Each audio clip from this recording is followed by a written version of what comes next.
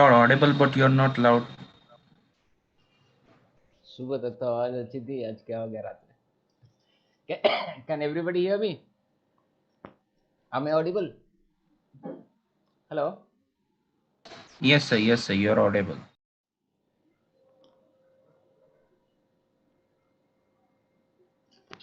Oh, fine. So, first and foremost thing that we were supposed to cover today is, does everybody has the syllabus in front of them? We'll be covering legal framework of electronic data interchange and law relating to electronic banking and global trends in cyber law. These are the 3 points that we are going to cover. Most of the time we'll go for legal framework for EDI and law relating to electronic banking. These are the two components that we need to focus primarily.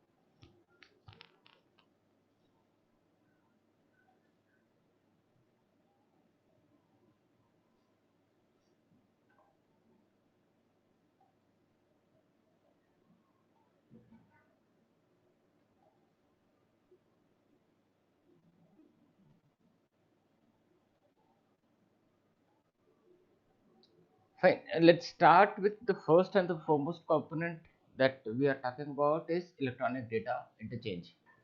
So, what exactly is electronic data interchange? Prior to computer or system coming in the market, there was trend within the organization on the supply and delivery part. So what used to happen, a physical copy of the purchase order, work order, the contract and all other stuff that is required for the delivery of goods and services were taking place. I hope everybody can see my screen, right? Yes, sir. Okay.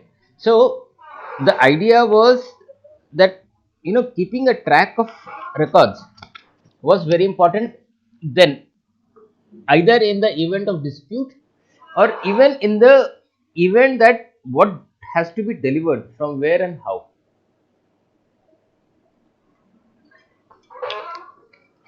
So from click, and that is where the company used to talk about brick and mortar environment. Brick and mortar environment means the physical hard copy used to come down to your place. You used to prepare the specification for the delivery of the services, whether it's a product or it's a service, whatever it is. But with the advent of new computing system, EDI became a primary source of thing for everybody. Ideally, when you say primary source means, today everything is electronics. Convenience has bought us, means the question of automation from the time period that automation has started to come, the question of automation has started to take place. So today if you look at e-commerce, your e-commerce, right from you're placing an order to the vendor packing up and delivering material, it is all done, seamlessly. When we say seamlessly, means from the portal to the order page to the vendor selection of a product, then that particular product reaching the service provider, from service provider to vendor, vendor to packaging unit, packaging unit back to the material delivering at your end. So technology continually offers new and innovative techniques that affects companies and individuals. So we had earlier cordless, video games, fax machines, answering machines, notebook computers, then we had email, and then ATM card, right? So we are actually in the era of e-communication. Now, in the traditional system that we were discussing, these were the pervasive practice, that is converting digital data into a printable format. But then that used to take large amount of time. Not the handwritten, but even that printed format and the delivery part used to take large amount of time. So once again, not only time, but then cost was one thing. The use EDI carriers saved substantial administration cost by eliminating the bulk of circulating paperwork. So to eradicate that particular paperwork, EDI had come into picture, and EDI is everywhere. You talk about scenario and it is there. So what does EDI in action used to do? Buyer's computers sends purchase order to seller's computer. Seller's computer sends purchase order confirmation to buyer's computer. So the agreement has happened. Seller's computer sends booking request to transport company's computer. The vendor part, transport company's computer sends booking confirmation to seller computer. The agreement between the transport company and the seller. Seller computer sends advance ship notice to buyer's computer. Transport company's computer sends status seller's computer, right? So as and when the delivery that you receive, which the physical copy you sign, so that physical copy is actually a confirmation. Now today you look that they do a scanning and things are generated. Buyer's computer sends receipt advice to seller's computer. See the kind of transaction that is happening. Seller computers sends invoice to buyer's computer. The invoice has been sent. Buyer computers sends payment to seller's computer. So look at the system that is put in place as of today. So what exactly is electronic data interchange? Is defined as an application to application transfer of business document between computers using industry defined standards. These are standards defined globally. So whether whichever be the industry or whichever be the segment that you are there in, this is de facto standards that is being followed.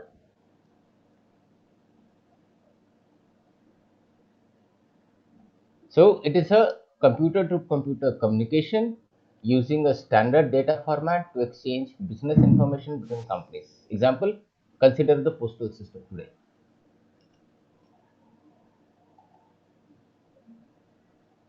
Now, EDI is a comprehensive set of standards and protocols for exchange of business transaction in computer understandable format. So the format that you are trying to send, the computer takes that format, recodes in, transfer it in its own format, processes it, and sends it to a format that is understandable between the other parties. So from you, a format moves to a buyer or to a seller. The seller will see a format that is he recognizes. The system will recognize the interchange between them. So this may cover applications such as acknowledgement of business transaction, financial reportings, inquiries, invoice order status, payments, pricing, purchasing, receiving, scheduling. You can put up any amount of things that is there, but because end of the day it is an database and application that the talk is going on. Say if you look at today's scenario as well, ERP within the organization is a common platform. ERP, then you have a CRM, and then you have a SCM, supply chain management. This becomes the three triangle. So from CRM portal to order form and all other stuff, the transaction is coming down to the central ERP. From the central ERP, it is diverted or it is being forwarded to the requisite system. That is what we are trying to show here. Business partner, ADI system, then you have a database. Hello. The transaction between company X, right? A typical ADI configuration, WAN or value added networks. These are the additional components that happens. It could be a value added network or it could be any P2P link or MPLS link. we are not much concerned about it, because over the internet, how do you use your the internet, or the infrastructure of the internet is dependent on you.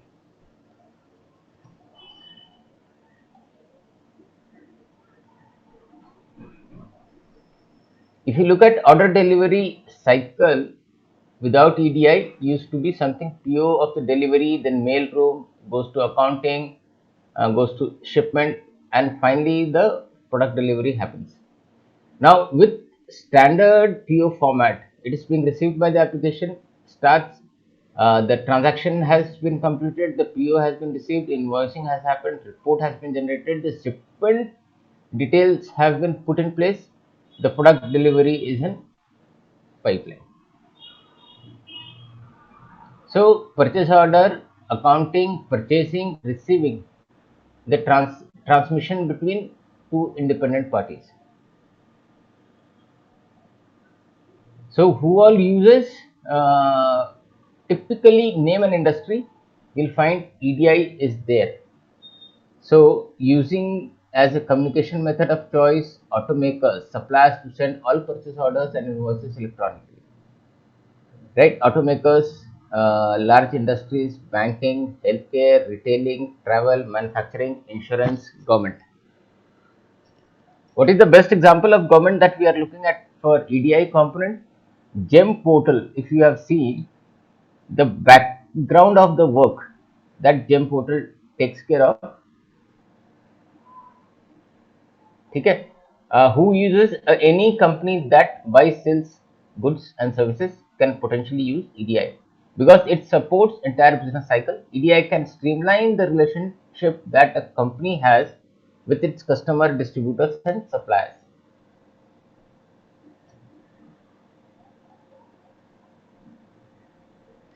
So where is generally used for sample EDI application: inventory, billing, distribution, price notification, freight rate notification, sales and cash management, and purchasing.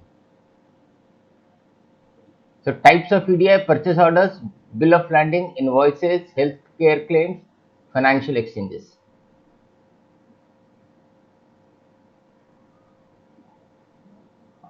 So the difference between electronic fund transfer, EFT also used to exchange information electronic. Financial EDI is the exchange of payment and bank balance information between a company and its bank or other company.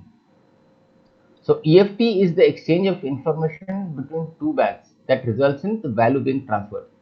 So electronic fund transfer, whether it's NEFT or RTGS, the process is still the same, but the transaction happens between two entities or two different banks in place.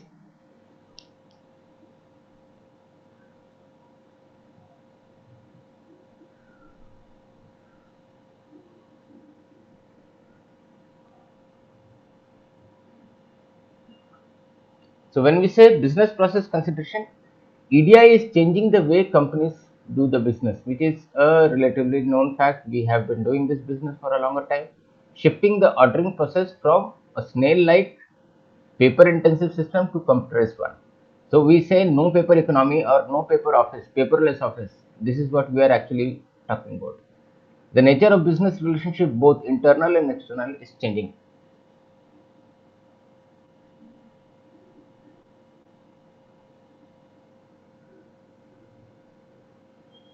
So what is the business perspective that has changed? Earlier, the salesperson who used to be, defining the purchase order and all other stuff, is now working as an advisor. So it's no more a component that he's creating a purchase order or doing certain things. There are other people to put up. Customers conducting business with firms that have multiple divisions now request centralized electronic transmission. So when we say centralized electronic transmission, a single entity is managing the entire show.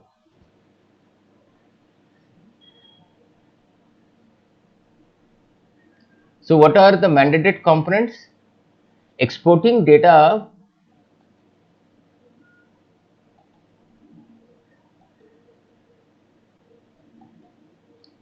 So 5 major component exporting data from organization host computer file system. That is one thing.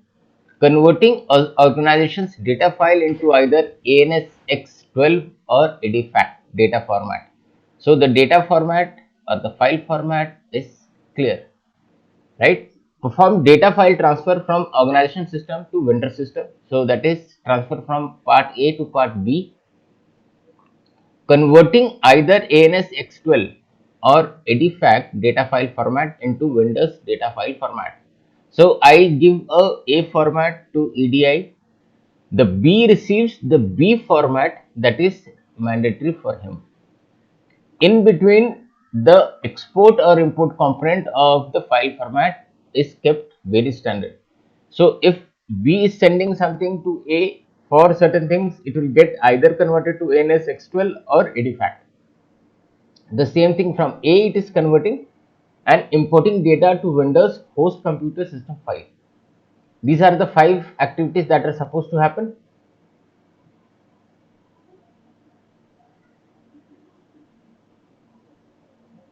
So what are the security issues of internet EDI? You can check direct EDI transmission data between organizations with vendors. You can see how the communication is happening, right? If the same thing in the internet era, it is just like a mesh file. Okay. So traditional EDI reference, value added network, modem, then you have distributor, any EDI trading partner is conducting the business. But if you look at today's scenario, the trading partner connect model is there, and then you have the messaging going here. So here the ecom B2B hub or business to business hub you can check for.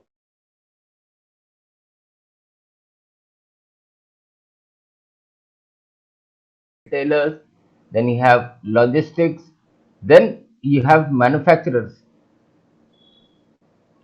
I believe is my internet connection means people are able to listen to me or hear. I hope there is no issue. Yes, sir. Okay, fine. So from manufacturing or other enterprise till the bank and till the end customer, right? If you look at, they are talking about 360 degrees cycle. The visibility part and B2B hub, business to business hub. If you look at retail e-commerce, the size of that market is quite high because the buyers are fixed, the sellers are fixed. The transaction that is happening on a B2B scenario, they know what specification needs has to come. Like we do kind of solar purchases as well. When we do solar panel purchase or kind of electrical device purchase, we know from where the market is going to come.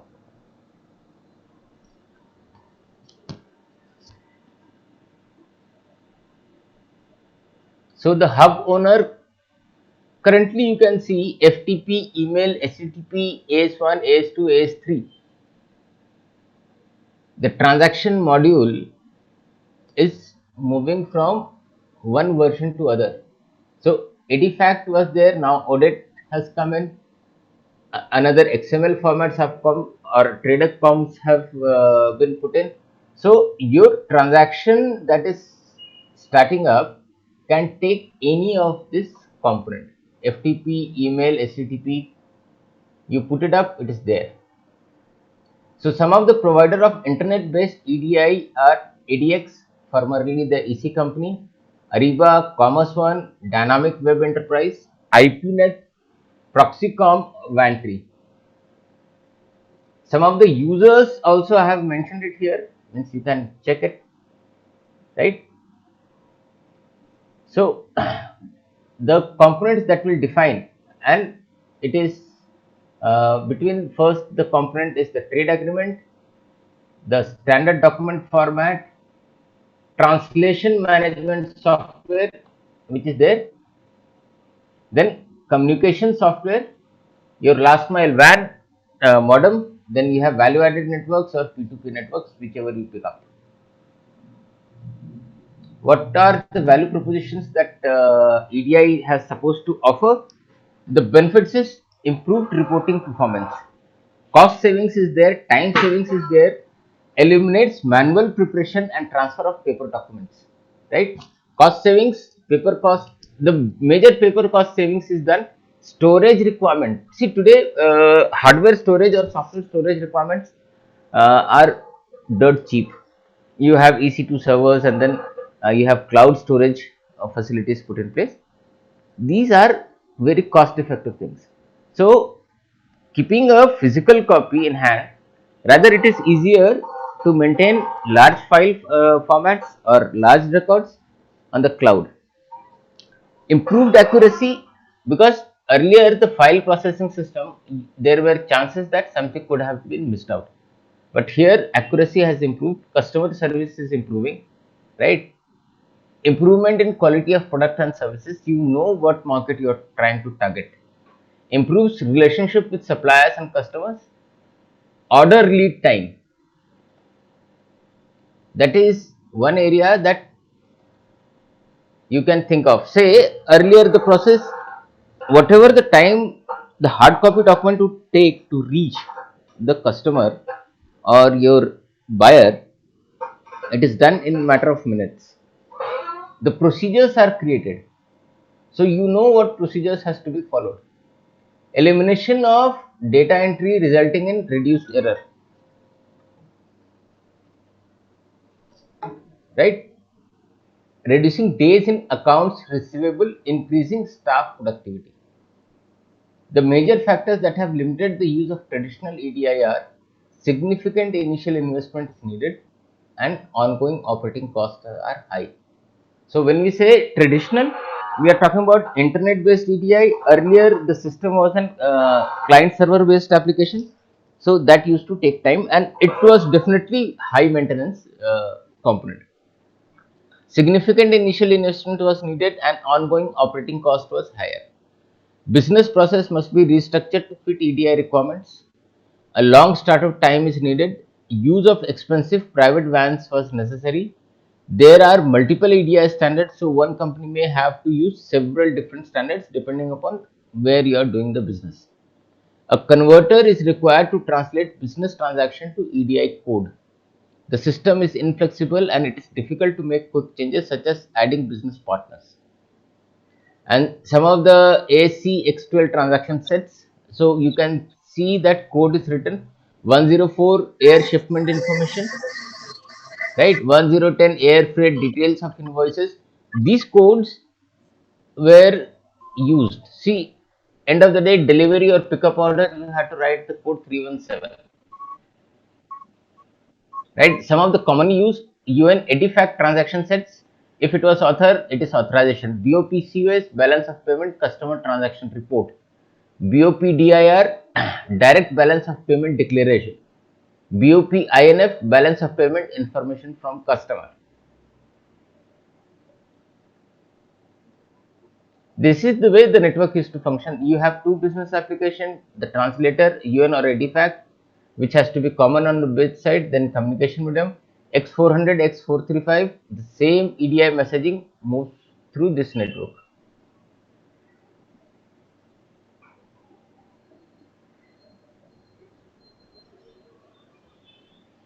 So here the manufacturer and the supplier, you can see how the connection is happening.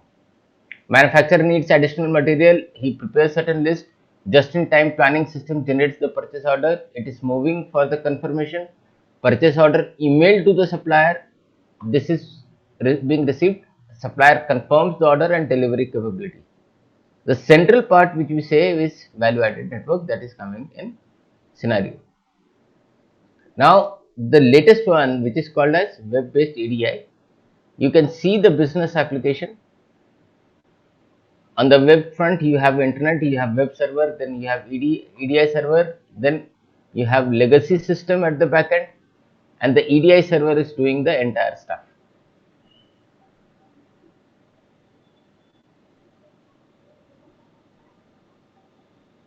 Basic way of transmitting EDI documents through computers, use of value added networks or internet interconnect transmission or a direct transmission. So here the role of value added networks was of importance. The van acts as a clearinghouse to send and or receive data. Data to be transmitted can be stored by the van and delivered on demand. Data can be archived and delivered a second time if necessary without retransmission from the sender. The data transmission is secure and WAN may also provide message for tracking transmission success. For all these reasons, WANs are widely used to transfer EDI documents all over the world. However, they are uneconomical for small enterprises. Sending large amount of data, since WANs charge for the amount of data transferred with due regard to time taken. Interconnect transmission, variation of WAN transmission, interconnect two WANs together, employed when trading partners subscribe to different WANs.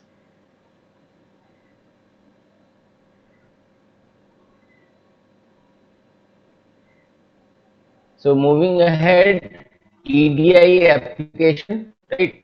EDI is currently being utilized only in a limited realm of activities in spite of its enormous capability. Just a second, I'll take a call. हाँ हाँ कर ले. मेरा 7 बजेगा, 7 बजे मैं यहाँ से निकलूंगा. हाँ. अरे यहाँ से कोई मेरे साथ में कनेक्टेड आदमी भी रहता है, ठीक है, तो उसके बाइक से भी मैं आ जाऊंगा. तो 7 से साढ़े, हाँ 7 साढ़े 7 का टाइम ले तो बैठ जाओ. ओके. सिंपल. क्या तुमको पैसा क्या चाहिए वो डिस्कस करना, वो इम्पोर्टेंट है. उस 10 लाख का तुम उसको अगर विजिबिलिटी दिखा दो तो 10 लाख भी देगा.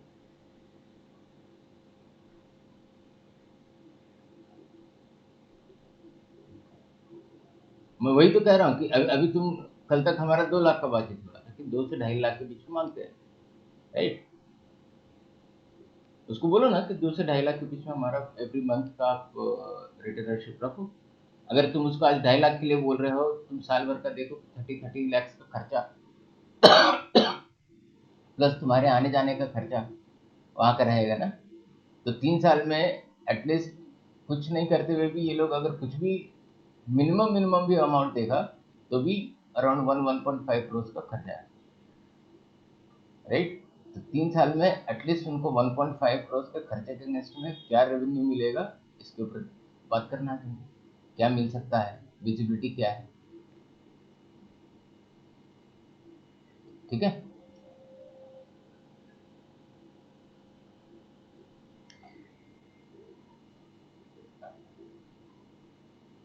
हाँ तो पहले ये बताओ ना कि उनका जो प्रोडक्ट लाइन्स है, अब जैसे हम डैम बात कर रहे हैं. एनीवेज तू बातचीत तो स्टार्ट कर, 7 बजे के बाद कॉल पे मैं भी आ जाऊंगा, ठीक है.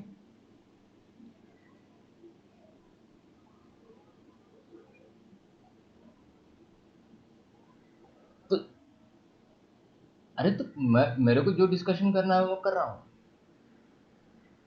एक काम करना, मेरा अभी लेक्चर चालू है, बाद में बात करते हैं.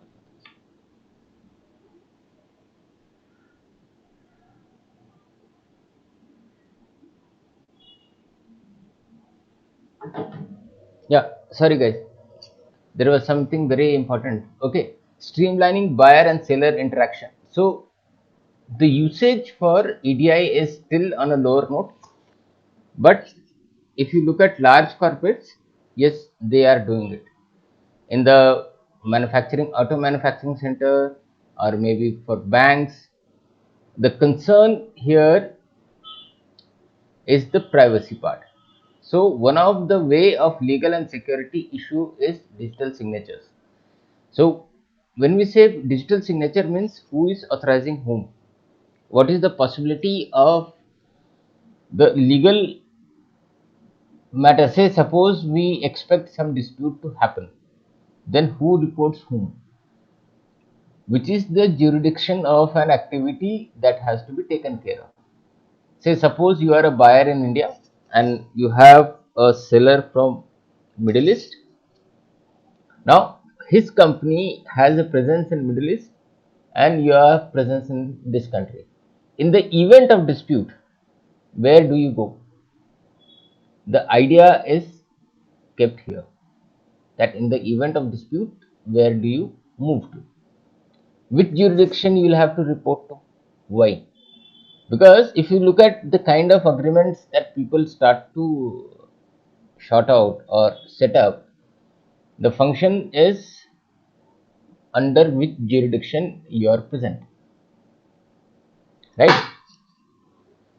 So, legal and security issues can happen. Messages are timestamped or digitally notarized to establish dates and times at which recipient had access or even read a particular message. The signatures are to replace handwritten signatures as it is the same legal status as handwritten signatures. Digital signatures should have greater legal authority than handwritten signatures. This is a part of suggestion. So, what are the privacy laws that is applicable in EDI? Freedom of Information Act 1996 gives the people the right to inspect information about themselves held with the government files. Also allows other individual and organization the right to request disclosure of government records based on the public's right to know. Privacy Act 1947, which was amended, regulates the federal government's collection, use and disclosure of data. So if you look at in today's environment, general data protection regulation have come in multiple countries. It is widely being used by the people. So these privacy laws are applicable today. I may not be going deeper because then I have another three space to address, and one of them is digital banking. I think we can look forward to a 5 10 minutes break because I have been taking this session since morning. So we can rejoin by 7:45 and we start a continuous session till 7. Is that okay with us, everybody? Hello? Everybody lost somewhere? No, sir. Okay. So we'll have a quick 10 minutes break. Okay, sir. Done.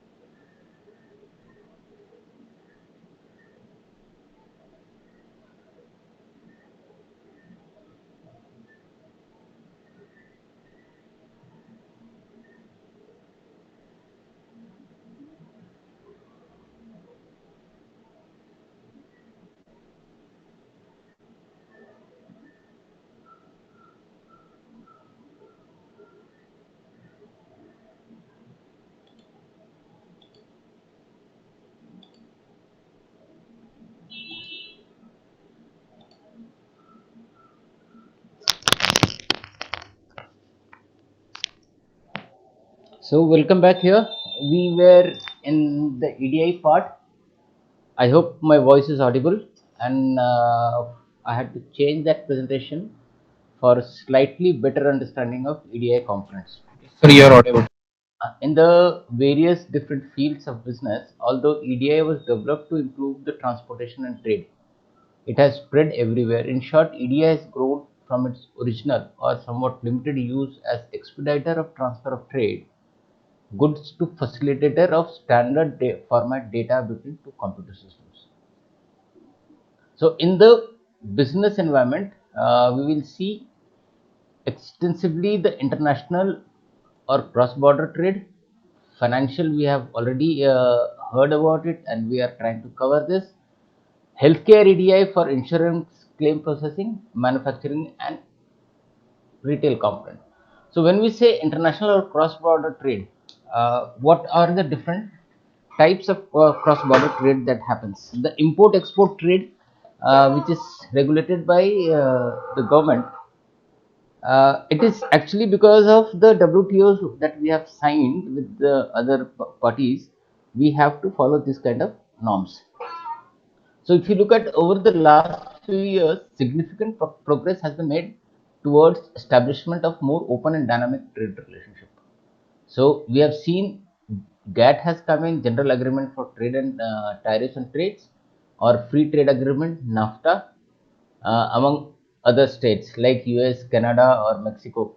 See, we have, even as a Indian organization or as a Indian country, we do have status like most favored nations, free trade agreement between the NATO countries that you can always check from, right? Many countries, and in particular developing countries, have made significant effort to liberalize or adjust their trade policy. In this context, trade efficiency, which allows faster, simpler, and broader and less costly transaction, is a necessity. So it is widely held that trade efficiency can be accomplished only by using EDI as a primary global transaction medium. When we come to banks, financial EDI comprises of electronic transmission of payments and remittance information between a payer, payee, and their respective banks. The transaction between the payer and payee happens between the banks to banks. So suppose that you are present in India and you are making some payments on the cross-border side. So from your bank to the other payee bank, these two will be interacting here. This section examines the way business to business payments are made today and describes the various methods of making financial EDI payments. Financial EDI allows business to replace labor intensive activities associated with issuing, mailing, or collecting checks. Earlier, if somebody, we have people who have seen, or even you people have seen lot of checks being signed either from your parents or some other entities, right? So it is very easier for you. Means what you have been seeing is a very enhanced format of issuance of checks. But remember that 10-15 years earlier, when check truncation system was first introduced by RBI long back, then the process was that if you are issuing a check from a bank, say you are residing at Mumbai and you have received a check from somewhere in Andhra or maybe any state, any district you pick up, that check used to travel to that particular bank for clearance. The clearing house would send, right? An outstation check would used to take minimum about 15 days time to get cleared in your account. Today, whether it's a outstation check or check from across country, from whichever be the location, the transaction hits your account on the third day. Thanks to the CTS system, the RTJ system that was brought in by RBI and the NEFT. Correct? So CTS system was something like the check was presented in the scanned copy. Digital signature matching was done the signature matching was done, which when we take up that rod related to electronic banking, you will find it out. Okay, so transactions are processed in a faster way. It is now no more required for a person has to carry the physical checks to that particular bank, get it verified by the accounts and all other stuff.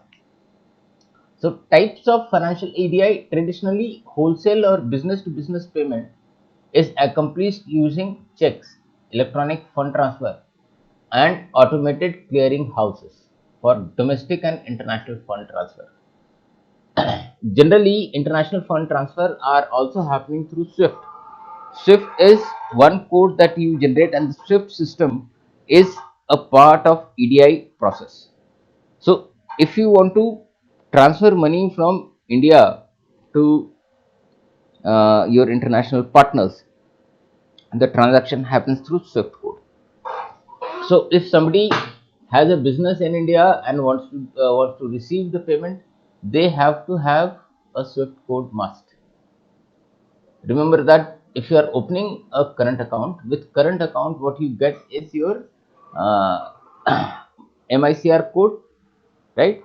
Then your IFSC code. IFSC code is for the domestic transaction to happen, but to receive the money from international party to the Indian component, SWIFT code is important. ACH provides two basic services to industrial and financial corporate customers, including other banks: fast transmission of information about their financial balance throughout the world, and the movement of money internationally at rapid speed of settlement of debit and credit balance. Okay, banks have developed sophisticated cash management system on the back of these services. Thus, three principal types of non-cash payment instruments currently used for B2B or business to business payment: checks, electronic fund transfer, and automated clearing house are the transfer cases. Now, healthcare EDI for insurance claim. Providing good and affordable healthcare is a universal problem. In 2015, the American public spent almost about $5 trillion on healthcare, nearly 15% of the GDP. Nepal did allocated INR 2 lakh, some 250, 100,000 for healthcare facilities according to budget of 2016. National healthcare expenditure has risen by 10.5%. These are some of the statistics for our reference. Employers could save 70 million to 110 million using EDI for enrollment and to certify that a prescribed procedure is covered under the subscriber's health insurance plan. Now, what does it mean? How does the EDI in insurance claim process? See, we have, if you understand the insurance companies, in India, there are insurers, and there are reinsurers who organize the kind of payment that happens. Whether you are going for a any kind of hospitalization process, or even maybe say non-life component, you have vehicles which are being transported from point A to point B via sea route or via other different routes. These are covered under the insurance. So to settle the claims of these processes, EDI has done a wonderful job there. Coming back to our manufacturing and retail procurement, both manufacturing and retail procurement are already heavy users of EDI. In manufacturing, EDI is used to support JIT. So how does the word JIT come into picture? Just in time inventory, right? What is the JIT component when we say that inventories are to be maintained? See, most of the retail stores across country today are connected with some kind of functions, ERP functions, or some kind of application, and they know when the order has to be placed on the vendor depending upon the kind of inventory that these people are maintaining. So earlier, if you remember, I was working with the company who was into retail of white goods, and 90 days was the time where they used to have the inventory maintained.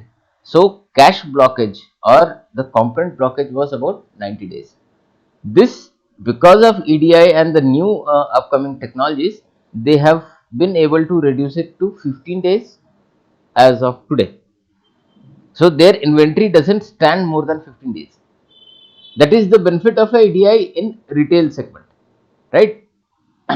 So companies use JIT and EDI no longer stocks thousands of large parts in advance for their use.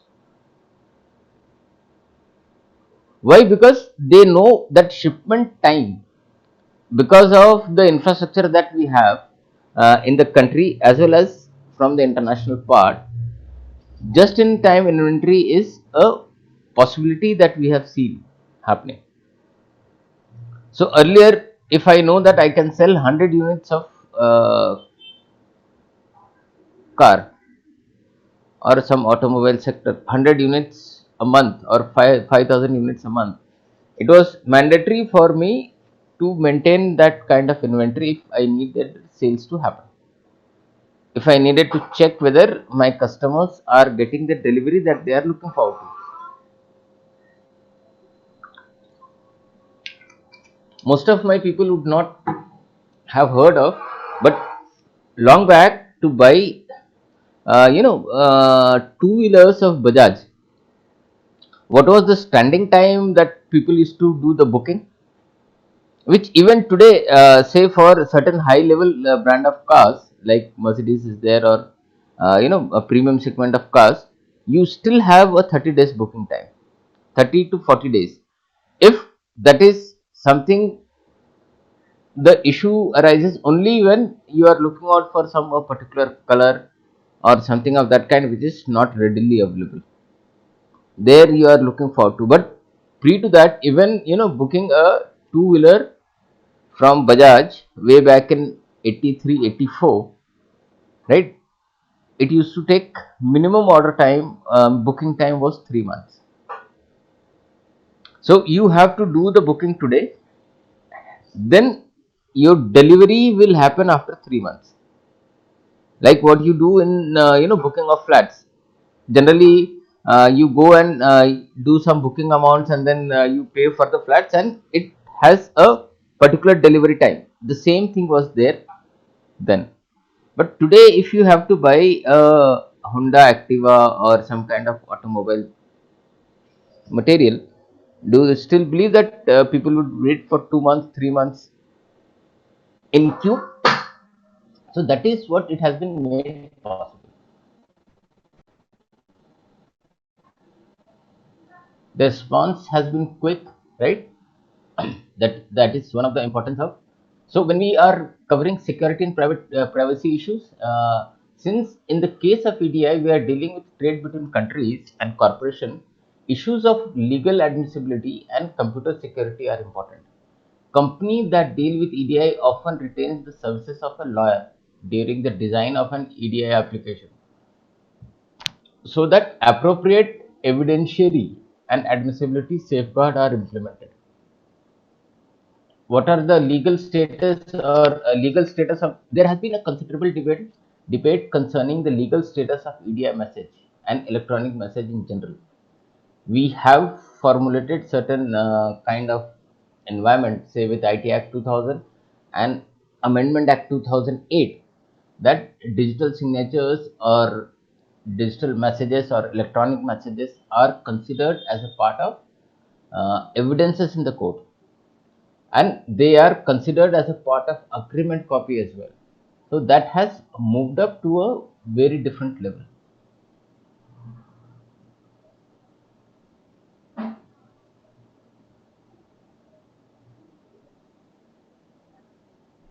See, if you want to check what kind of legal contract law, it distinguishes three modes of communication types: instantaneous communication, delayed communication via US portal services, or delayed communication via non-USPS couriers. Instantaneous, if parties are face to face, or use of instantaneous communication medium such as telephone, an offer or acceptance is held operable when spoken. When we move from security and privacy issue, delayed USPS or non-USPS, the mailbox rule provides that acceptance communicated via USPS mail or via telegram, mailgram, and probably electronic messaging system is effectively communicated when dispatched or physically deposited in a USPS or non-USPS mailbox. Messaging systems combine features of both instantaneous and delayed communication. A message delay is a function of a specific application. Message routing, networks, traverse system configuration, and other technical factors typically unknown to the users. So, who assumes the liability? Legal status of EDI message: if US Mail or an overnight express services does not deliver a contract to the right addressee, it can be held responsible for any business losses caused by the error. Of course, liability also depends on the situation. In case of EDI, however, court haven't decided who is liable if an EDI network fails to transmit a document or transmits a document to the wrong party. There is no legal precedence in this area yet. So we have come across the use of digital signatures. Then digital signatures are important for e-commerce as well. So on the e-commerce sector, new EDI services for electronic commerce are seen as a future. Right? You have been watching this for longer time.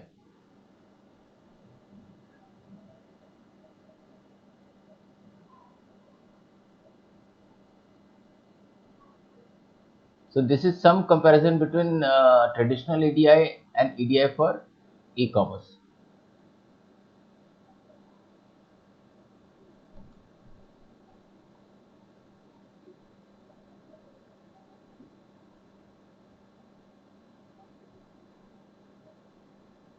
Okay, from now we are moving from the EDI component.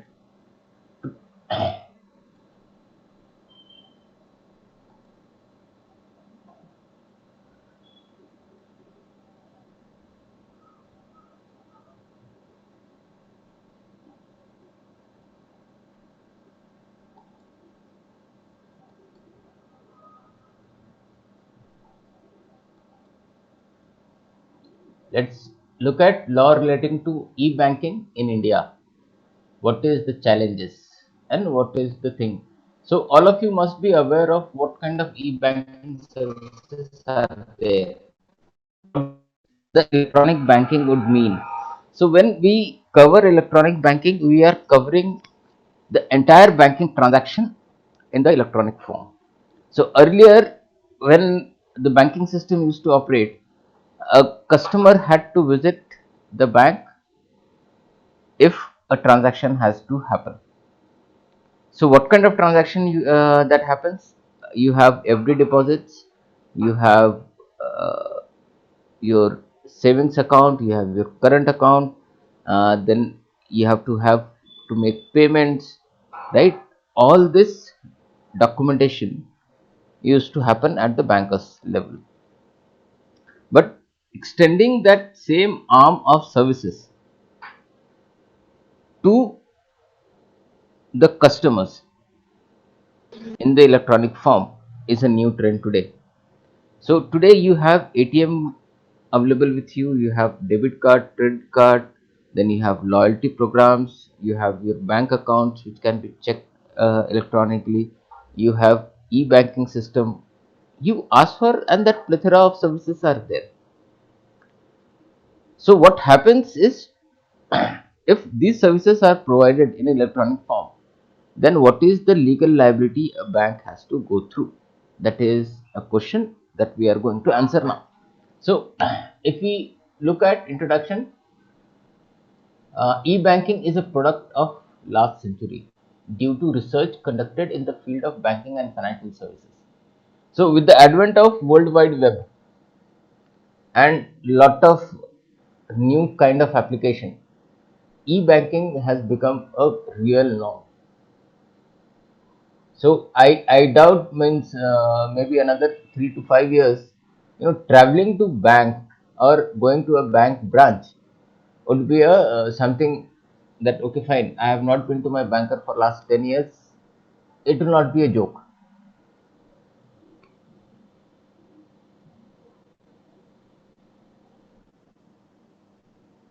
So when we legally define in e-banking, banking functions are carried out using internet facility. So when we say internet facility, means internet is the medium. It removes the traditional geographical barriers, as it could reach customers at a different counters and jurisdiction. So if you are in India, if you are traveling out, again, you are carrying your bank anywhere. So when we say carrying your bank means, if you have to do some kind of transactions with the bank, either by way of cash withdrawal, by way of making payments, or by asking for some services. Services could be anything. I want to know what are my last 5 transactions that has happened. I have put in for clearance of a check. Has that check been cleared? What is the kind of account balance that I have? What was the interest that we received in the FDs that we have put in? Are some of the common questions in banking transactions. Not only that, say if somebody has been having a interest area in share market, stock broking, all these transactions are online. So from your share trading account to your bank account, the transactions are happening. Today, moving ahead, you have your GPay, then you have your Paytm. Ask for plethora of payments are available.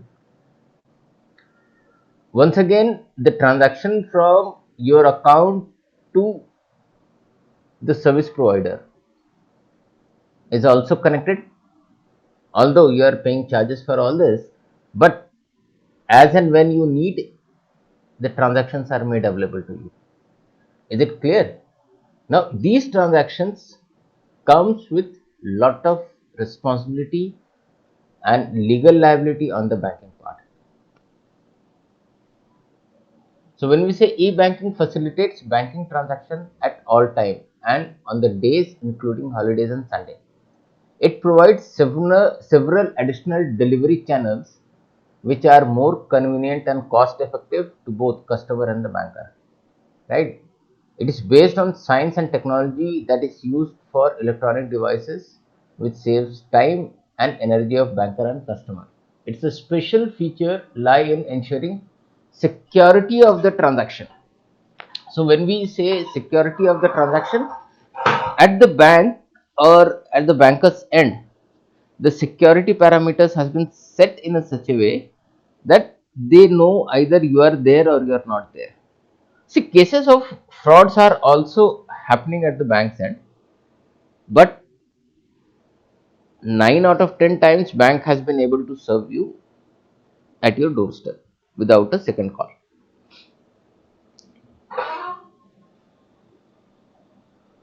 So e-banking services are delivered to customers through internet and web using HTML. In order to avail e-banking facility, customer must have internet access and web browser software.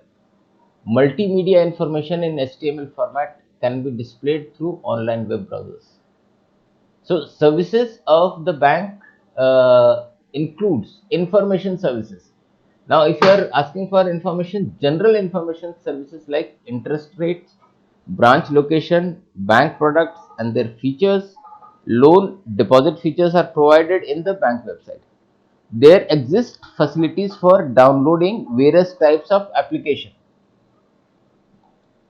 Okay, when we say various types of application, for deposit application form, loan application form, authorization form, ask for, today bank can give you entire stuff. Also, there is no possibility of any unauthorized person getting into the production system of the bank through the internet. Remember that. Electronic information transfer system. The system provides customer with specific information in the form of account balance, transaction details and statement of accounts. The information is still largely read-only format. When we say read-only format means, if you want to know your if you want to check your bank status or account status, you can download the statement of accounts, say maybe for a quarter or something like this. It is downloaded. You can punch in your security code and then you can view it.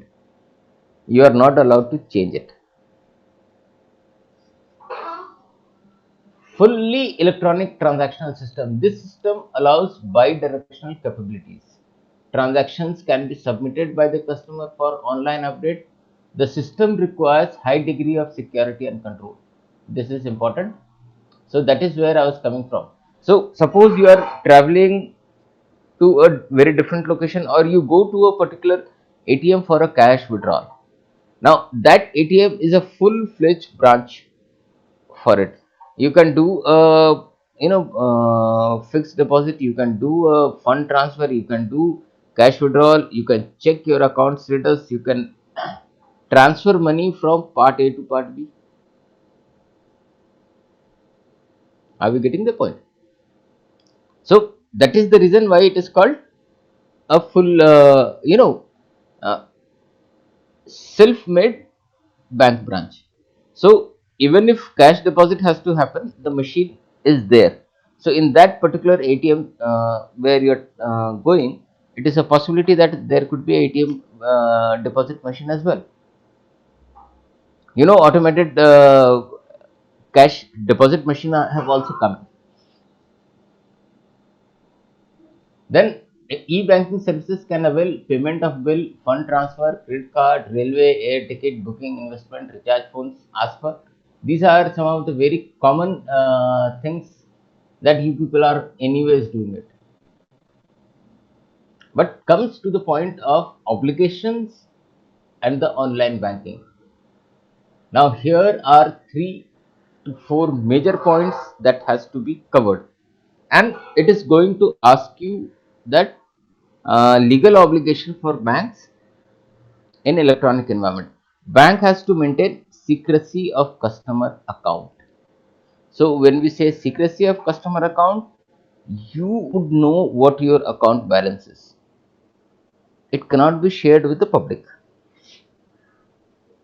Typically, earlier, asking for a balance of, account balance, people used to go take a hard book, send it to the bank, he used to print it and give it to you.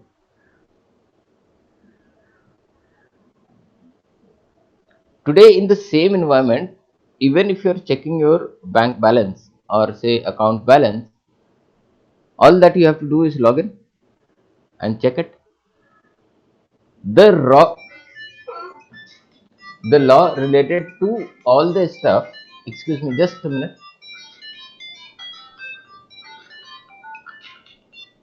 हाँ बोल.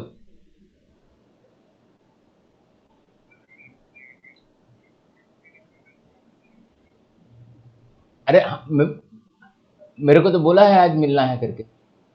एक काम कर 10. हाँ हाँ बाबा, अगर कहीं कहीं और होगा या फोन उसने देखा नहीं होगा, लेकिन कॉल बैक करेगा. मैं एक काम करता हूँ अभी, ज़्यादा 45 मिनट्स का क्लास है, उसके बाद मैं फ़ोन करता हूँ, तब आप वहाँ से निकलो, मैं यहाँ से निकलता हूँ, ठीक है? अरे मेरा और 45 मिनट का क्लास बचा हुआ है. अरे 45 मिनट्स का क्लास बचा हुआ है, तब तक उसका फ़ोन आ जाएगा. ठीक, चल. हाँ.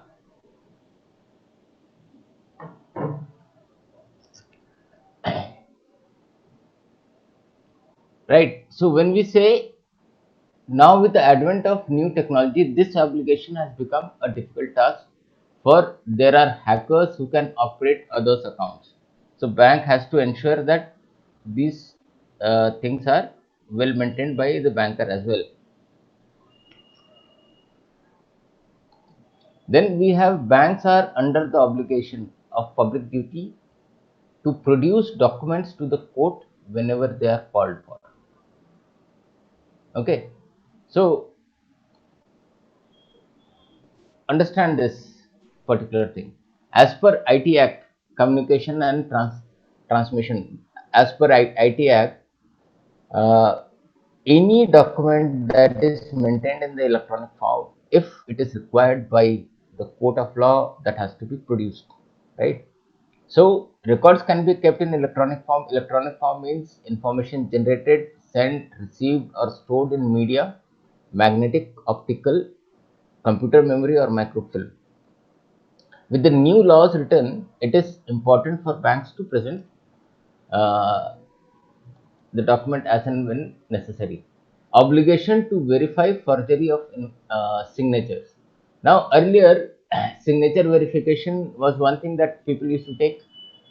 You could ask a bank to verify that this is your signature, which can be proved, and this activity is still being carried out. But before the payment or authorization of payment, bank had to check for the signature verification, whether it has been signed by the right people, yes or no,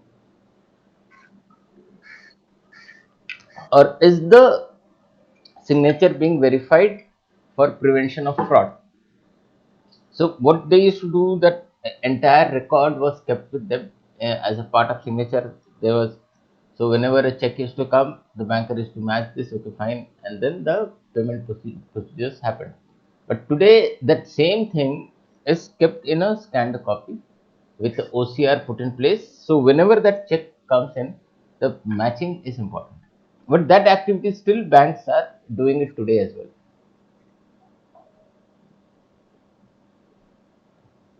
The last but not the least, the other obligation on the banker is to provide proper services to the customer.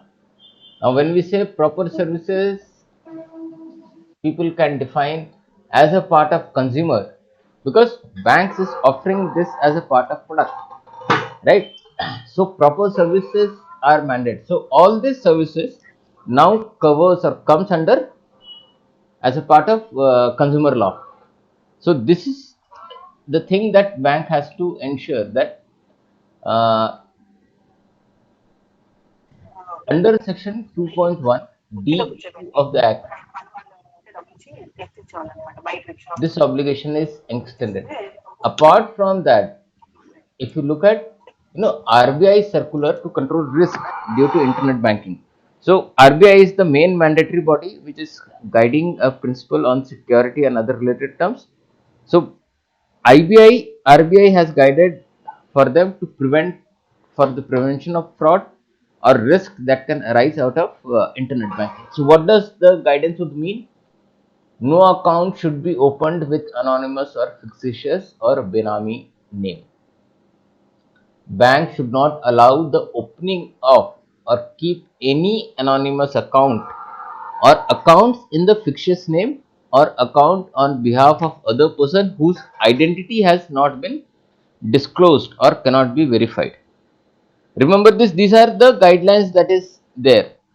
Parameters of risk perceptions are clearly defined in terms of nature of business activity, location of a customer, his client, mode of payment, volume of income, volume of turnover, rather income, volume of turnover, social and financial status, to enable categorization of customer into low, medium, and high risk. Customer requiring very high level of monitoring may, if considered necessary, be categorized even higher. So now you remember that for a bank, categorization of customer is important. Banks can effectively control and reduce their risk only if they have understanding of the normal and reasonable activity of the customer, so that they have the means of identifying the transaction. See, in the event, if somebody has suffered, yes or no, uh, 9 out of 10 times you'd find that the service provider, the bank, gives a call to the concerned person saying that some malicious activity is happening in the bank. Correct? So, are you doing the transaction, yes or no? Probably we may or we may not pick up such kind of calls, is our bad luck that day. But I have seen that out of 10 such fraud cases, bank has been able to reduce the kind of losses for the person to one or two transaction successfully. they would know what the system is happening, how that system is functioning, why that system is functioning.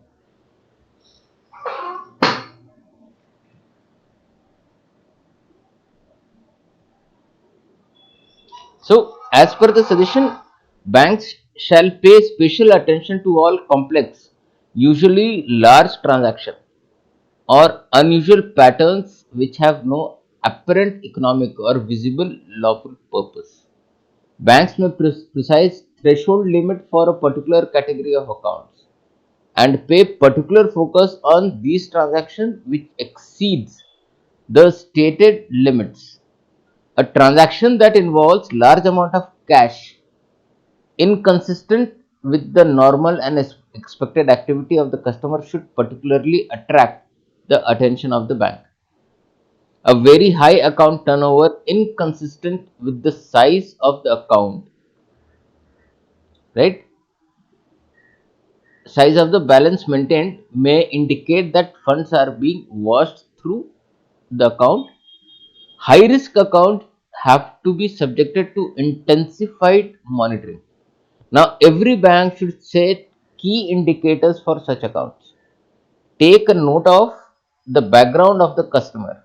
Today, knowing for bank it is a must, eKYC or Aadhaar card or CKYC, all these things are kept must.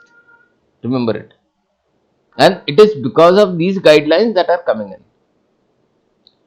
right? Then we move to a kind of environment where source of fund, see, look at it, high risk accounts that have to be subjected to intensified monitoring. Every bank should set key indicators for such accounts, taking note of the background of the customers, such as the country of origins, source of fund, the type of transaction involved, and other risk factors. High risk associated with the accounts of bullion dealers means people who are dealing with gold and silvers or maybe the metals, and jewelers should take into account by banks to identify suspicions transaction for filing suspicious transaction reports, STRs, or Financial Intelligence Unit India. Now, banks should put in place a system of periodical review of risk categorization of accounts and the need for applying enhanced due diligence measure. Such review of risk categorization of customer should be carried out at a periodicity of not less than once in 6 months. Now, move from here. Banks should have to monitor the accounts of multi-level marketing companies account which lure public money on promise of high returns. So, as a part of MLM, the guidelines have come. They should issue they issue post-dated checks for interest and principal money. Once deposit from the public stops, the chain breaks and the checks are dishonored. Hence, the bank should carefully analyze in cases where they find unusual operations in the accounts when large number of checks are issued bearing similar dates and amounts. The bank should intimate the matter to RBI and the Financial Intelligence Unit. Right? Banks' internal audit and compliance functions have an important role in evaluating and ensuring adherence to the KYC policy. These are all as a part of our legal framework. Now, as a general rule, the compliance function should provide an independent evaluation of bank's own policy and procedures, including legal and regulatory requirements. Banks should ensure that their audit machinery is staffed adequately with individuals who are well versed with such policies and procedures. Concurrent or internal auditors should specifically check and verify the application of KYC procedures at the branches and comment on the lapses observed in this regard. See, if you look at the history that we had in terms of banking environment,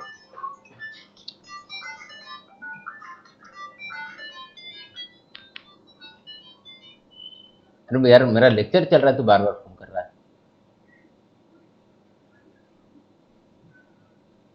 हाँ तो जाओ, मैं पहुंच जाऊंगा।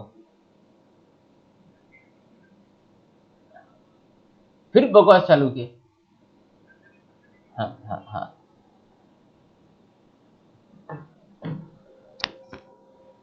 Okay. Now, sorry for the delay. There is somebody who is hitting my head for some purpose. Okay. Bank should pay special attention to any money laundering case, AML, anti-money laundering laws that has been kept here.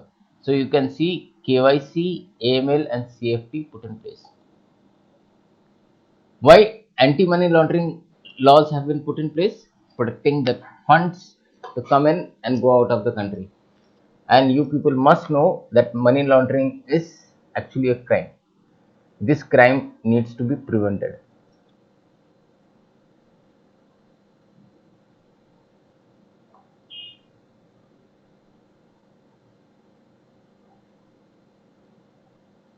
Wire transfer. Now, this is one thing that you should mark it. I'll share this document with you. Wire transfer is an instantaneous and most preferred route for transfer of funds across the globe. Hence, there is a need for preventing terrorists and other criminals from having unfettered access to wire transfer for moving their funds and further for detecting their misuse. Now, this can be achieved if basic information on the originator of wire transfer is immediately available with appropriate law enforcement and or prosecutorial authorities in order to assist them in detecting, investigating, prosecuting terrorists or other criminal and tracing their assets.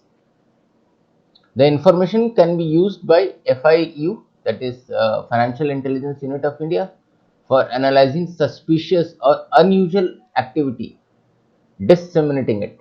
The originator information can also be put to use by beneficiary bank to facilitate the identification and reporting of suspicious transaction to FIU IND. So when we say beneficiary bank, means if the transaction has happened from bank A, the beneficiary bank will be bank B. So whose account it is?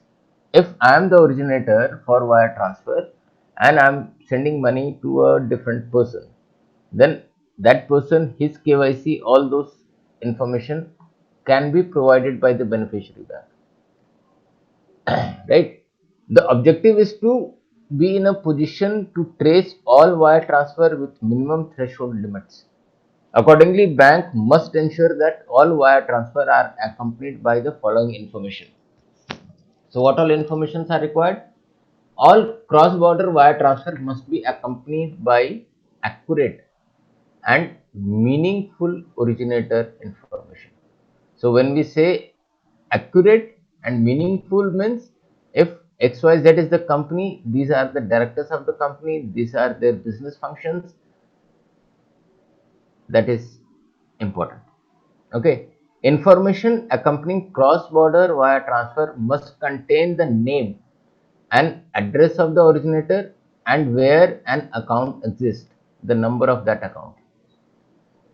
Where several individual transfers from single originator are bundled in a batch file for transmission to the beneficiaries in another country, they may be exempted from including full originator information, provided they include the originator's account number or URI reference number as at 2 above.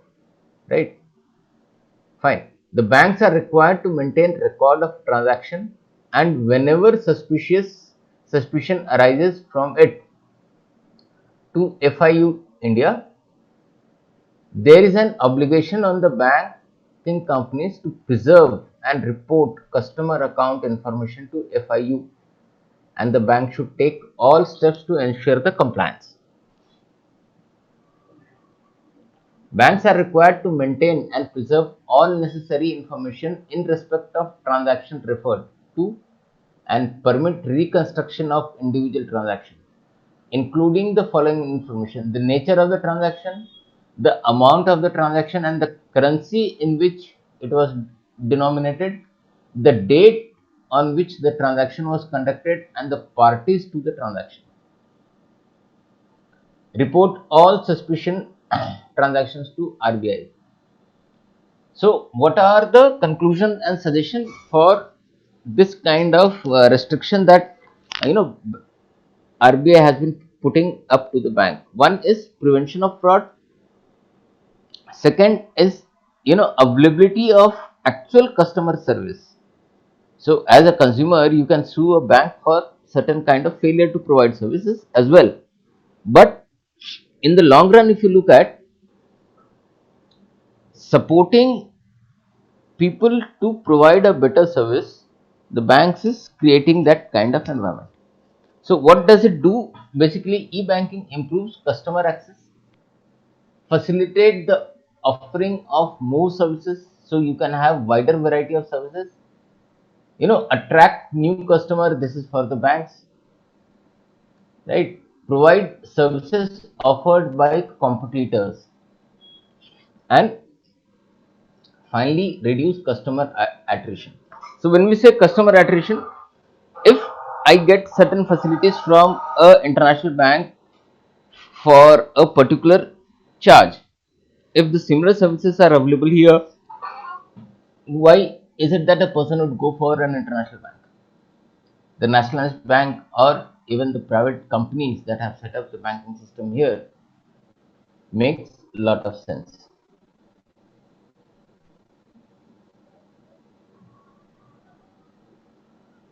So in the light of above discussion over the matter, the researcher warrants to make certain suggestions.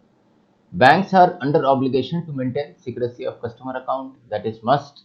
The new RBI the new RBI circular has given guidelines to minimize risk of hacking.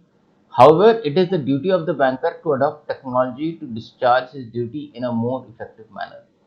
RBI should also ensure that banks are using new technologies. The RBI should appoint technicians and ask them to report the same under the security policy. The auditor appointed to inform as a misappropriation of funds, even at the minutest level. Electronic banking has enhanced the risk of misappropriation of funds by bankers as it goes undetected. The ATM machine, automated teller machine, is widely used today. It is observed that machines fail frequently and causes inconvenience to the customer.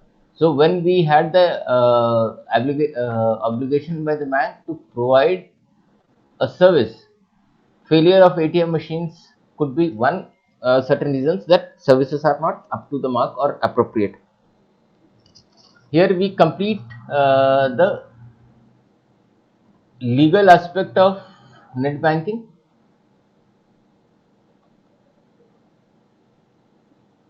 And now we are moving to the last section,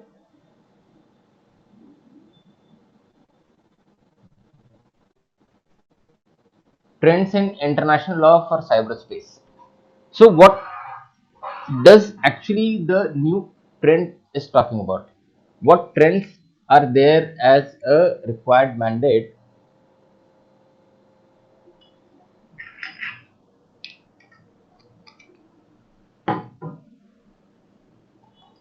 Okay, in this paper basically what we are trying to look at is the way cyberspaces are and the need for a law so that criminals cannot escape from their act. The intention is this. A law basically comes or with a two idea. One, it is to protect the people who are innocent and to control the criminal mind. The idea of putting a law in place is to see that people who are right and just makes a way headed into the system. They are protected for their practice. But the law should be able to prevent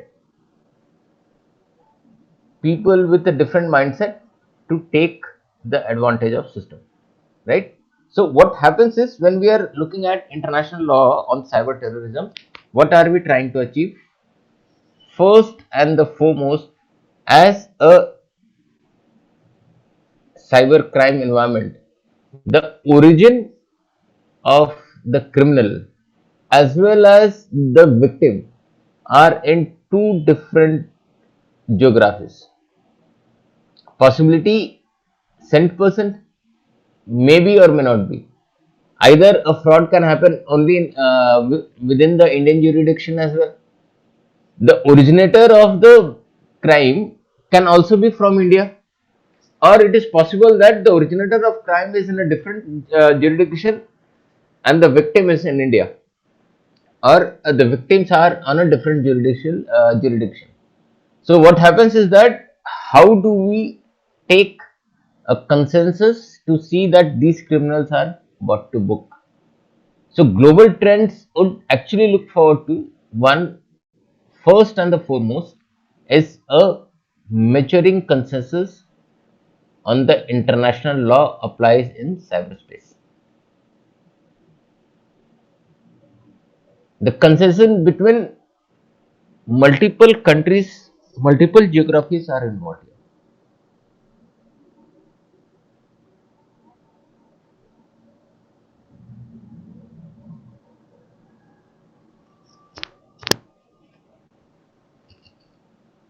So, what are the points to be covered? That it is now generally held that international law applies to cyberspace. This has been confirmed inter alia by UNGGE 2013 and 15. Consensus report in statement of regional organizations, NATO, European Union, OAS, SU, etc. by joint statement of states and by states in Tallinn Manual 2.0, TM 2.0, state consultation process. However, NATO, European Union does not warrant overconfidence, as states like Russia and China have been walking back to their commitment, even to the broad notion of applicability of existing international law in cyberspace. The legal debate has shifted on how international law applies to cyberspace.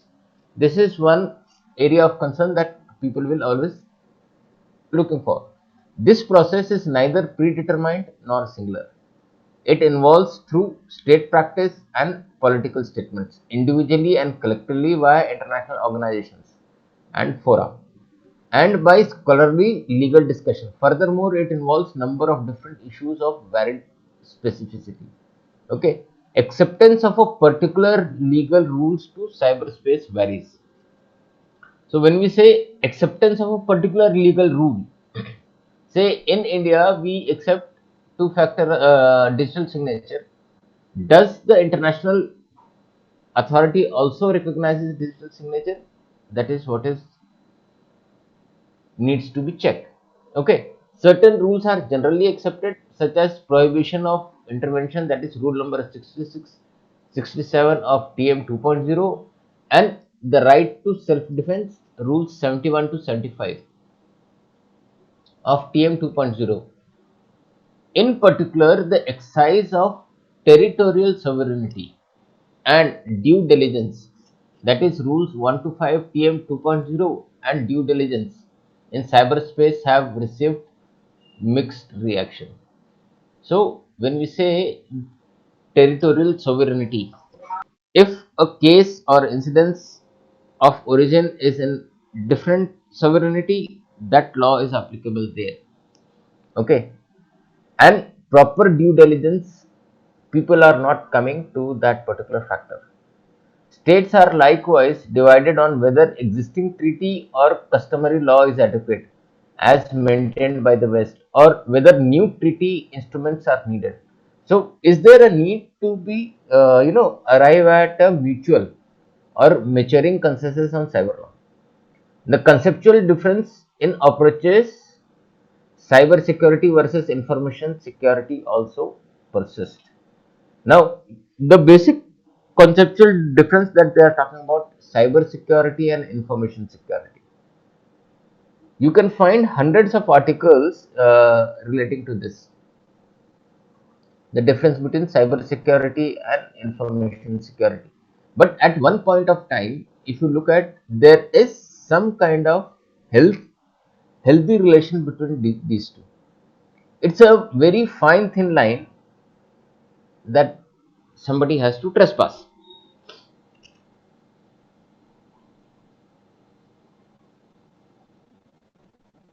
Now, second point is state responses to malicious cyber activities. Here, the state demonstrates greater preparedness to attribute state-sponsored malicious cyber activities to the originators. This applies to both capability and political willingness. So, what is the response of that particular state to malicious cyber activities? At point of time, there are people who acknowledges it, but what is the capability and political willingness to get that thing to book is to be seen.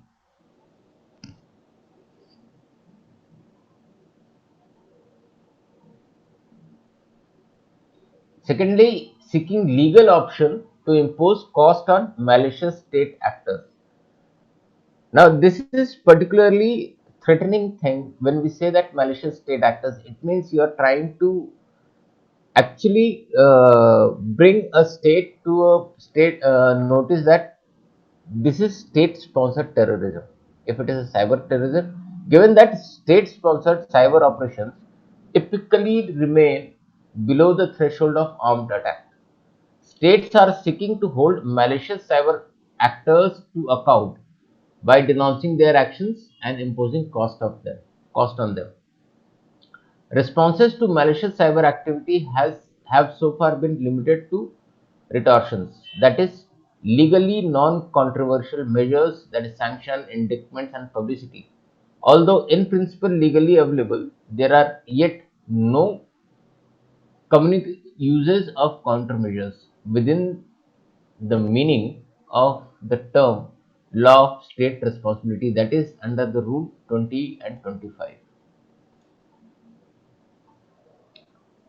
Then we have evolving coordination of response to cyber operations. So when we say we in India we have CERT IN, then you have CERT US, CERT Japan. The countries have got into a position of involving computer emergency response team to fight the cyber warriors. Fine. But what happens actually, the coordination of response to cyber operations?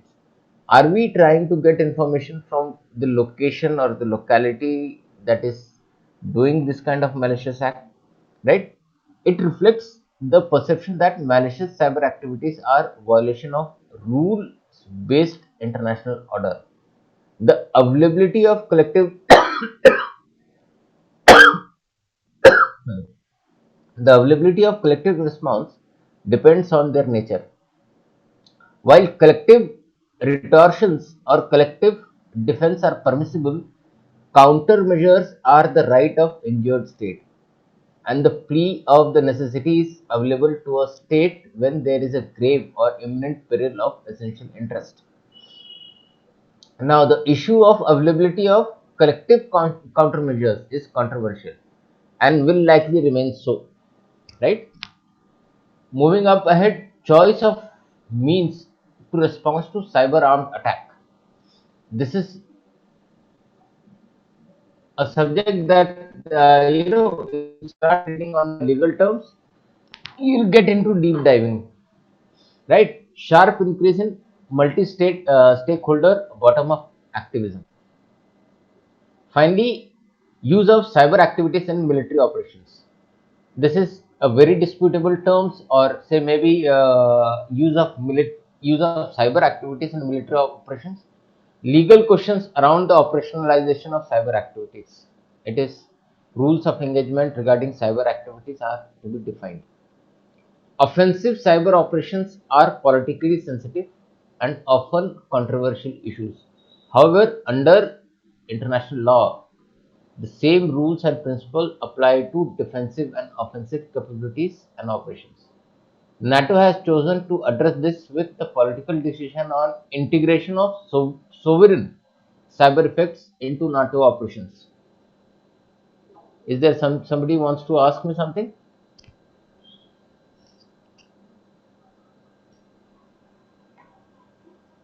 Okay. Acceptance of international humanitarian law. Right? 1.0 and 2.0. These are the questions asked. Then we come across cyber espionage, that is peacetime cyber espionage by states does not per se violate international law, but the manner and method might. Rule number 32 of TM has to be seen there. On 3, promoting norms of responsible behavior in cyberspace. This is one concern, that is a general trend that is going on. There is now a host of initiatives to promote non-binding international norms of responsible conduct driven by states, international and regional organizations, and private sector. Okay, everybody, attendance link has come. You can start to sign in. Okay, limited progress in existing international formats. So when we say the formats, group of governmental experts, they would define what formats are regarding. Working groups or OSCE permanent council member adopted. State endorsed of voluntary norms, rules and principles of responsible state behavior. See, these are some of the very subjective lines of presentation. So when I give you notes on this, you can go through and read it. We are almost on the last section. After that, I'll be covering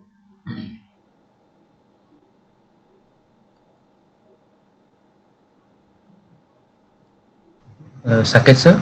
yeah. Sir, how much has left now? In terms, Means, is there something else you want to teach? Or we are almost done with 4.1. Okay.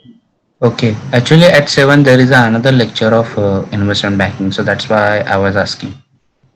Okay, we can ask to wind up now. Okay. Omkar, can you be present for a minute? Yes, sir. Okay. Let other people go. Now we are left with cyber offenses and cyber crime. Okay. Okay. And then we have tools and methods used in cyber life. Okay. Okay, So sir. that is the 15 hours here and 15 hours in MSL, MIS. Oh, Now, there were people asking for some kind of technical presentation in okay. these two sections. Okay. Yeah.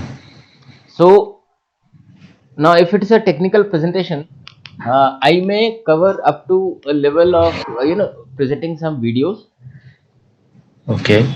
that is people are comfortable with, or the screenshot of tools, Okay, sir. right? Because but then in next 15 hours we have to ensure that people's participation in this particular program is important, because we are hardly getting 35-40 people Yeah, sir. for the session. Okay. So just have a word with Vishal and confirm me. Okay, sir. Definitely. Okay, thanks everybody, and good day. Okay, sir.